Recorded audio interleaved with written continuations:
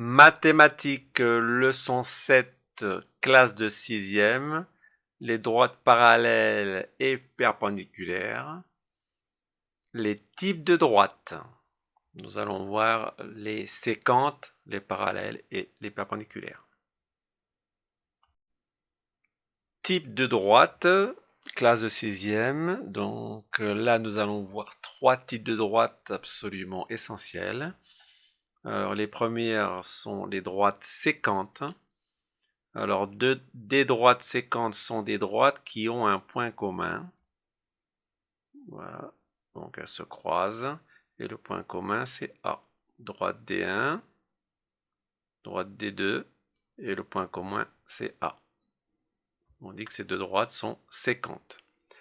Alors, les droites D1 et D2 sont sécantes en A. Les droites D1 et D2 se coupent en A. A est le point d'intersection où se coupent les droites D1 et D2. Maintenant, nous allons voir les droites perpendiculaires. Deux droites perpendiculaires sont deux sécantes. C'est pour ça qu'on a fait un point sur les sécantes. Ce sont deux sécantes qui forment un angle droit. Donc les droites, elles vont se couper. Mais la différence avec les droites sécantes normales, dirons-nous, c'est que ça va former un angle droit. Elles ne se coupent pas n'importe comment, comme ici. Là, ça forme un angle droit. Deux droites sont perpendiculaires si elles se coupent en formant un angle droit. Donc, alors, deux droites perpendiculaires sont deux sécantes qui forment un angle droit. Deux droites sont perpendiculaires si elles se coupent en formant un angle droit. Donc, retenez bien cette condition pour que les droites soient considérées comme perpendiculaires. Il faut un angle droit. D, alors, on dit que les droites D et D' sont perpendiculaires.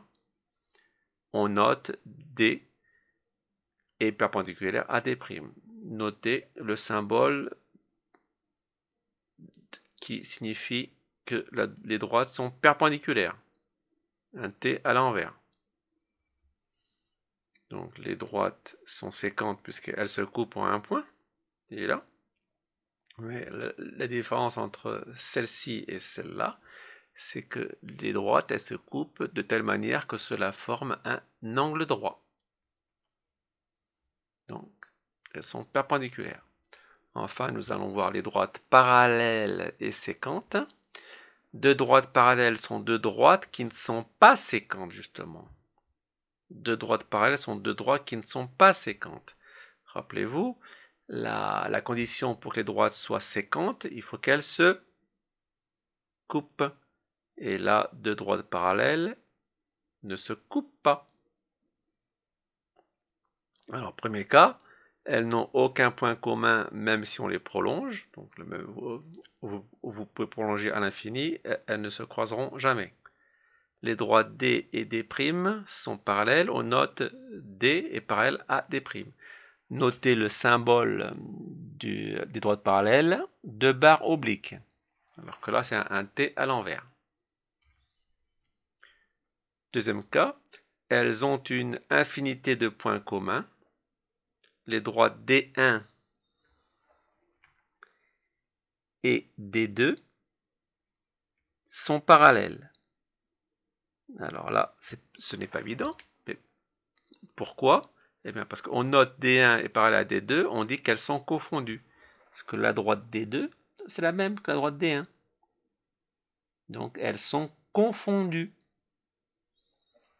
Donc si elles sont confondues, elles sont forcément parallèles. Puisque tous les points sont alignés sur la droite pour les deux droites. Donc je répète, là, les deux droites ne se touchent pas, ne se coupent pas.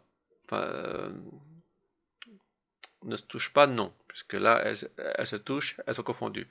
Elles ne se coupent pas. Les deux droites ne se coupent pas, qui est la condition numéro 1 pour qu'elles soient qualifiées de sécantes. Donc elles ne sont pas sécantes, ces deux droites. Elles ne seront jamais sécantes, même si on les prolonge. Donc elles sont parallèles. Et là, ici, les deux droites se touchent à tel point qu'elles sont confondues. Et si elles sont confondues, elles sont parallèles. Voilà pour ces types de droites à connaître absolument.